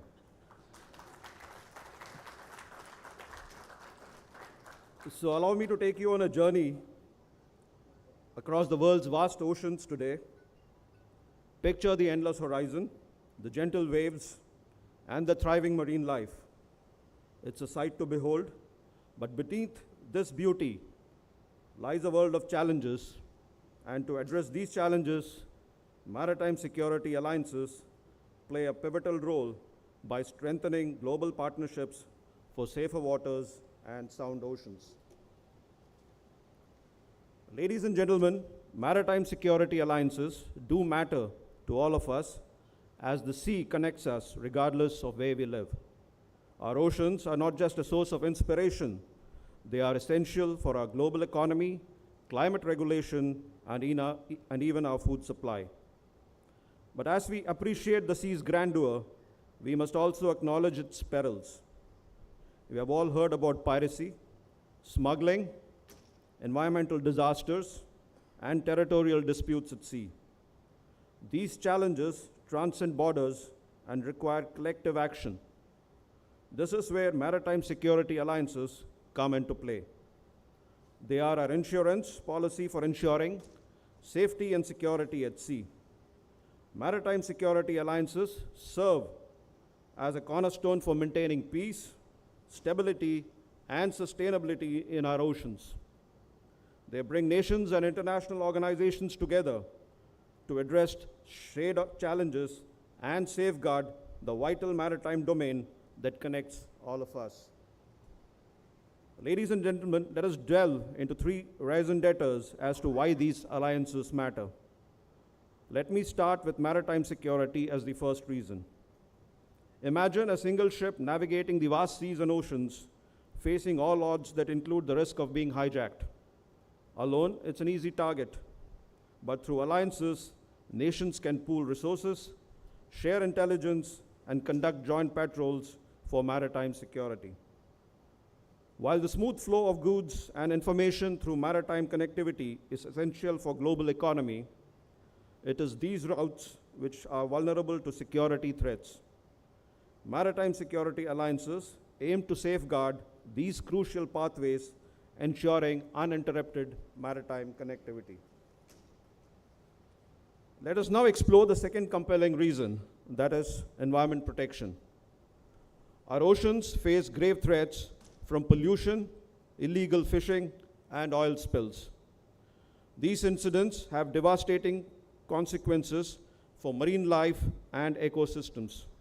Maritime security alliances don't just focus on security, they also address the larger, important, and benign issues like environment protection.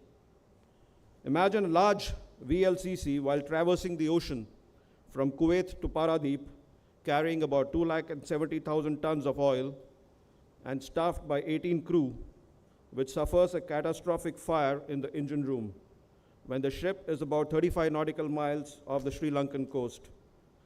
It won't take much of imagination to gauge the resultant damage and the response ranging in terms of rescue operations to mammoth pollution response efforts which are beyond the capability of a single nation. But this is where the power of the maritime security alliances come into play. Ladies and gentlemen, such an incident is certainly not a figment of imagination, but a reality which happened on the 3rd of September 2020 when a fire broke out on the empty New Diamond while traversing off the Sri Lankan coast. The Indian Coast Guard, on behalf of a great nation, Bharat, acted upon the request of Sri Lanka and spearheaded a perilous firefighting and pollution response operation, thereby averting a serious disaster for the region, which threatened the entire spectrum of the biodiversified marine environment of Sri Lanka, Maldives, and southern Bharat. Finally, let me highlight the third compelling reason, namely promoting trade and prosperity. These alliances ensure the safe passage of vessels through busy waterways, fostering economic stability and prosperity for nations worldwide. The Indian Coast Guard engages in institutionalized cooperation under the Memorandum of Understandings with the Coast Guards and maritime law enforcement agencies. These arrangements cover cooperation to establish collaborative relationship to combat transnational crimes and develop regional cooperations through high-level meetings and joint exercises, which are an annual feature under these MOUs. The Indian Coast Guard places equal importance on multilateral cooperation and has been at the forefront of all regional efforts aimed at capacity building in the areas of maritime safety and security through continuous engagement and cooperation in the region. Ladies and gentlemen, of course, challenges exist in building and maintaining these alliances. Differing national interests and resource constraints can complicate cooperation. However, the benefits far outweigh the challenges, with an understanding that we do not throw the baby out with the bathwater. To strengthen global partnerships, we must build trust, as this is the foundation of any alliance. We must collectively increase information sharing, which allows for better threat assessment and coordinated response.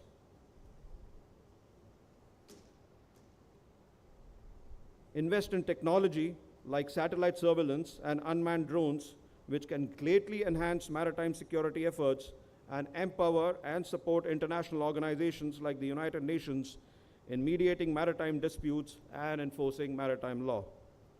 Ladies and gentlemen, all of this falls under the ambit of SAGAR, an acronym for Security and Growth for All in the region, Bharat's Maritime Cooperation Doctrine, which was coined by our Honorable Prime Minister, Shri Narendra Modi. Ladies and gentlemen, the butterfly effect reminds us that the success or failure of a single operation or the trust built through one alliance can have a ripple effect. If one alliance is successful in preventing a major security incident, it can positively influence the decisions and actions of other nations and organizations, leading to a more secure global maritime environment. In conclusion, maritime security alliances are not just about protecting ships and coastlines. They are about safeguarding our environment, fostering global prosperity, and ensuring that the seas and oceans remain a conduit for peace and cooperation. Thank you for joining me on this journey. Let's work together to strengthen the maritime security alliances, because in doing so, we strengthen the security and well-being of our interconnected world. Jai Hind and Vayam Rakshama.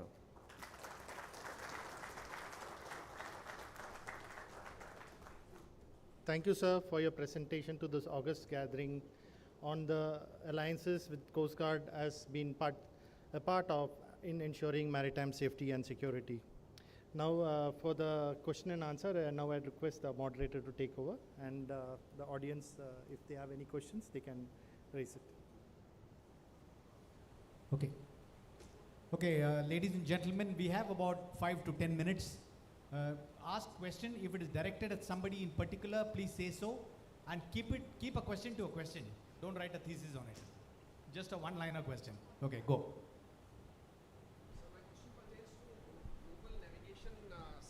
And our reliance on it at sea, and it affects both safety and security. Mr. Reddy had brought out that we have the standard positioning system NAVIC. We are not going the restricted way, which is for strategic use, but this is very much prone to disruptions, as Mr. Francis also brought out. Now, if GPS can be spoofed, so can Galileo and other GNS systems. So my question is twofold, sir. Actually, it is directed at DG Shipping. Since he's not there, I can request Mr. Joseph to answer it. That is there a plan to make our NAVIC more resilient for mariners at sea? That is first. And the alternate means that Mr. Francis talked of, are we planning any of those, like ELORAN, etc.? Thank you, sir. Yeah.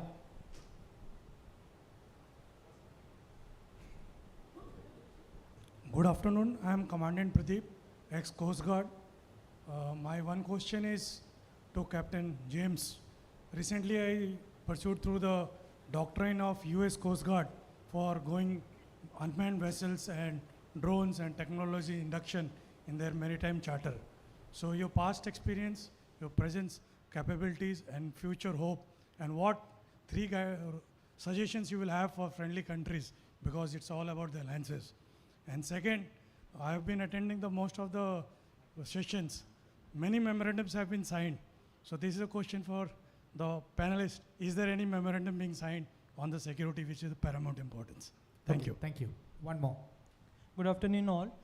Sir, my question is to Vice Admiral Dinesh K. Tripathi. Sir, we are all seeing the damages that that has been done by UAVs on land and land warfare.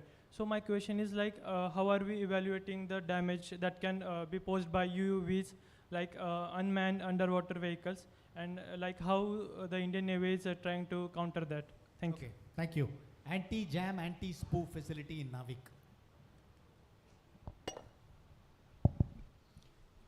Yeah. I'm not going to talk about the restricted service because that service is built upon these requirements. For the standard positioning service, we are actually working on an authentication system wherein spoofing can be detected through authentication. This is one service which we are currently working on. It's in an advanced stage, which we are conducting trials to some of our satellites. And that is one measure in which we are trying to address these spoofing issues in SPS. The other thing is there are certain receiver-based technologies, essentially RAIM and TRAIM technologies, which actually mitigate spoofing to some extent. But then they're also a victim to very high advanced spoofing techniques. However, it's a trade-off between how much a receiver developer is willing to invest and how much a spoofer is willing to invest. So these are the two things from a system side which you're planning on, which you're working on. Okay, thank you. US Coast Guard, any future on unmanned systems? Fortunately, that's not my subject matter. there's a lot of questions that have to be answered. Watch standing on these types of vessels.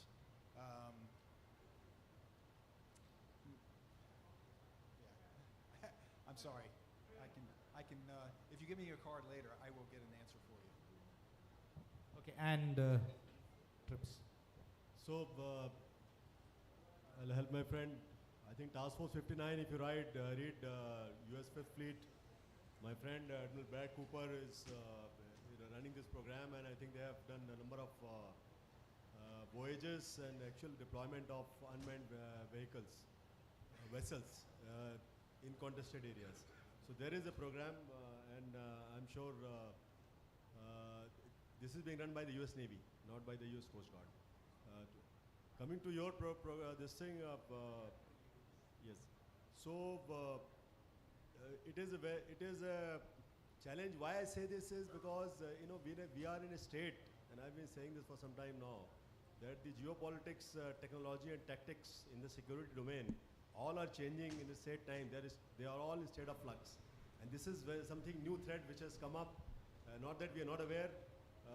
Many years back, 4-5 years back, we have started something called as underwater domain awareness program in the Indian Navy, because we know that the real challenge lies in the underwater domain, and one of the threat is of course the UUV and many other things, as you would know. If you know the UUV, you know the other threats as well. So there are a large number of platforms which have been inducted, and much more to be done. Am I happy? No, there is much more to be done. Thank you. Okay, one more round. Yeah, sure. So my question is to either Parmesh sir, Tripathi sir, or you. We all know that the current crisis in the Middle East, could it have, or could there be a ripple effect in the Indian Ocean region? And if yes, how is India planning to deal with it? Be it the Navy, be it the security agencies. So this is not specifically maritime. You are So it is asking Okay, fine. Okay, next.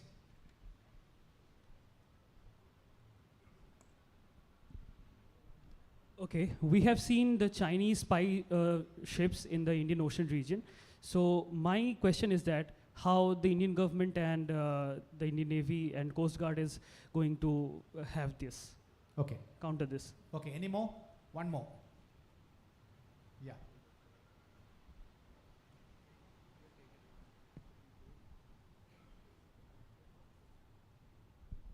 Thank you. So my question to Admiral Tripathi and Vice Admiral Ashok Kumar and maybe Pramesh is about about China's gray zone warfare, which is happening in South China Seas, as you know, and increasingly spreading outwards. So if you can share some insight or perspective on that, that would be very helpful. Thank you. Yes. Hi. My question is to Captain Swapan, please. Where would you advise SMEs to focus on in terms of innovation in maritime safety and security? What specific niche area would you want to see more innovation coming in from the SMEs in the industry? Cyber.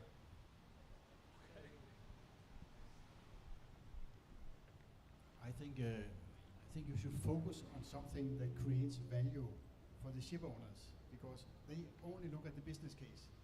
So if you can look at creating value, that's really important, because we see many systems that does not create any kind of value for the ship owners.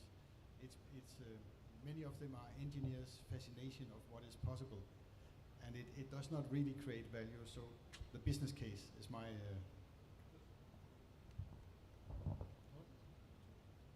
So one of the questions is whether what is happening in the Middle East would have a ripple effect.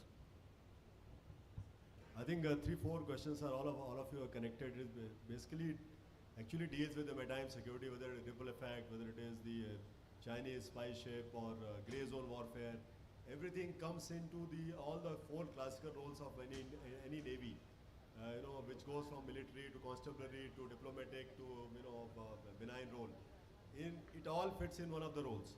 And I can tell you that the Indian Navy is fully aware of all these things which you have talked about it. I can assure you that we're keeping a sharp watch whether it is gray zone warfare, whether it is the spying ship coming, whether it is ripple effect. There is constantly, I can tell you at this point of time, somebody in naval headquarters, somebody in command headquarters is working about as to what could happen after this, whatever is happening in the West Asia. And as far as the Chinese are concerned, they are our good friends. We are keeping a sharp watch, whatever they are doing in South China Sea. With our friends' help, alone we cannot do. But also in Indian Ocean region, certainly we are keeping a sharp watch as to where their research ship, spy ship, satellite tracking ship, warships, wherever they are by the hour. So we know exactly what is to be done, and you can be rest assured. Because that, as I said, information is most important, and maritime domain awareness is the key for that. Okay. Okay, I'll just conclude now. Thank you all speakers. I think a wonderful job of the correct and relevant information and sticking to time. Thank you very much. And very, very interesting questions. Just to sum it all up, I think one of the very first slides showed as to how maritime security threat is all over the place. And it is transnational in nature. Approach has got to be multinational in character. Choke points are key. Indian Ocean, unfortunately, is a closed ocean, unlike the Atlantic and the Pacific. And the entry into and exit out of Indian Ocean is only through choke points. And the non-traditional threats to maritime security tend to converge at choke point because the traffic seems to converge at choke points.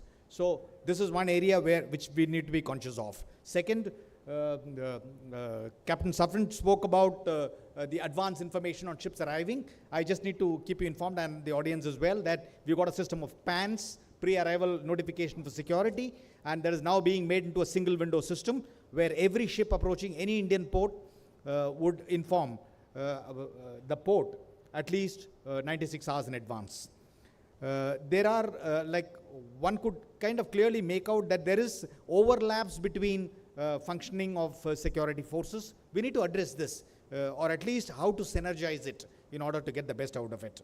Maritime law, somebody spoke about SUA and ISPS and UNCLOS. There are certain loopholes, like the CNC West brought out that the oceans belong to nobody, yet it belongs to everybody.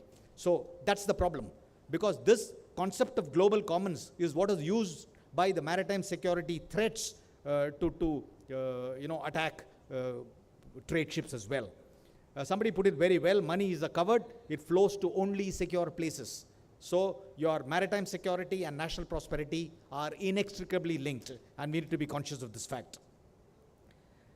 National disasters, I mean, you do find an increasing frequency and severity of cyclones across the world, and our region, especially the Bay of Bengal region, is very high, ranks very high on this. The shipping industry needs to be conscious of this while at the construction stage as well as the training stage. Security starts with information. And the information lies in penny packets. In fact, the National Maritime Security Coordinator has been created to break silos. But let me tell you, that is one of the most difficult jobs. Because information is power, everybody tends to hoard them. In national interest and global interest, this needs to stop. And I think we need to share information without any hesitation. At the end of the day, it is doing a great good to the global, security. Maritime domain, the mission-based deployments CNC West mentioned, presence is deterrence.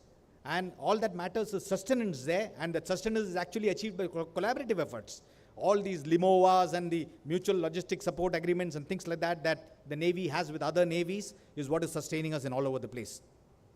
Security is everybody's business. Don't point a finger at one service or the other to say that, where were you when this happened? Because it is everybody. If there is a best management practice to be adopted by the merchant shipping community, you cannot get complacent once the piracy cases drop in the Gulf of Aden. One needs to keep in mind that we are at it. NAVIC, I think very well covered. Anti-jam, anti-spoof, I think it was very well brought out by Secretary General Ayala. We need to find a solution, because this is one massive problem. Quite often you go in search of a ship, he has spoofed his position and nobody exists there. So how do we? Similar is the case with information on AIS and LRIT. AIS is available for everybody, LRIT is not. So even when we look at UNCLOS, for example, this flag state rights, quite often flag of convenience, the flag state and the ship have actually got no linkage other than having been registered there. We need to find a solution to this, whether to continue to have flag of convenience or not, and who takes the responsibility. Cyber security, I think enough has been said. Then nature of threats is evolving. We need to keep in mind. I just want to give you the small example of, I think it was 2010. I recall I was the Chief Staff Officer Operations of the Western Naval Command.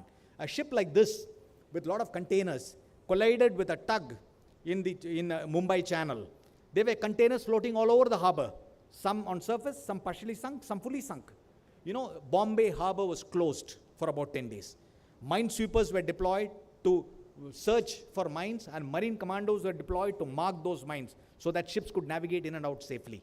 Look at the hit on the economy of the country if a port were to be closed. Tomorrow, can a non-state actor do this to you? We need to keep in mind. Ever given in the Suez Canal, blocked the entire Suez Canal for days. Can that happen with a terrorist attack? I'm sure it's around the corner. We all need to be conscious of this. So the nature of threats is evolving, and it is our responsibility to keep up to date with that. Resilience of system, I think enough has been said. AIS spoofing, GPS jamming and spoofing is something that we need to be conscious of. Radio nav systems, I'm happy you spoke about ELORAN, and I really think we cannot dump age-old systems because technology has progressed. Today's young naval officer can't even recognize the sextant for what it is.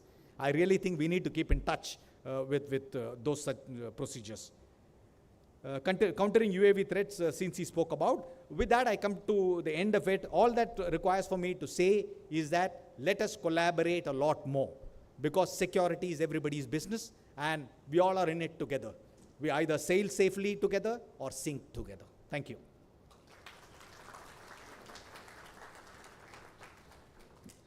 Let me take this opportunity to especially thank Vice Admiral G. Ashok Kumar. Sir had graciously accepted our invitation on the behalf of the Chairman NSB, Sri Sanjeev Ranjan sir, and the Director General of Shipping, Sri Shyam Jagannathan sir, to graciously be the moderator for this session. We would like to present a small token of our appreciation. I would request Dr. Sanjeev Ranjan sir to please do the honors.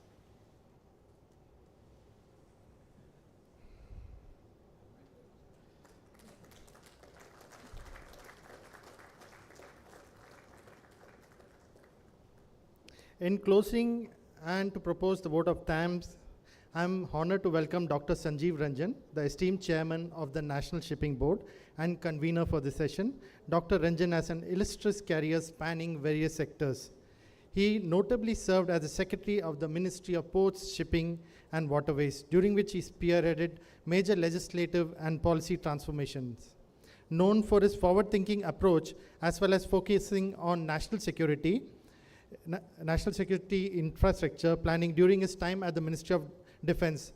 Dr. Ranjan sir, we invite you to deliver the vote of thanks.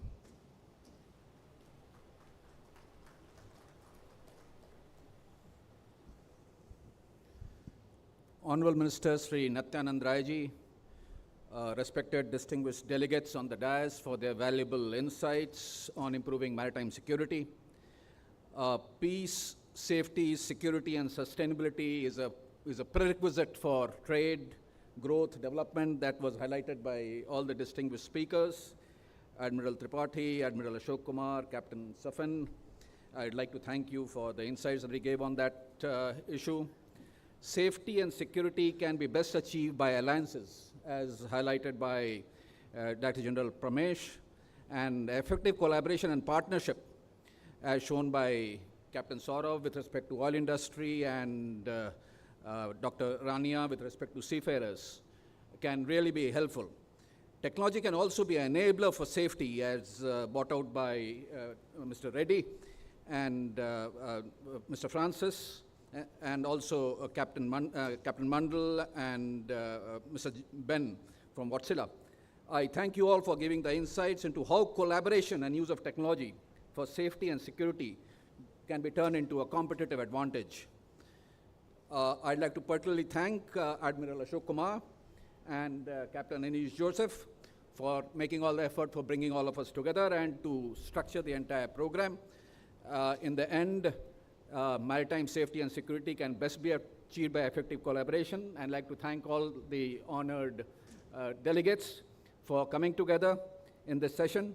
And with the thoughts that we've had, I hope we'll be able to strengthen maritime security for the common good of mankind. Thank you all once again.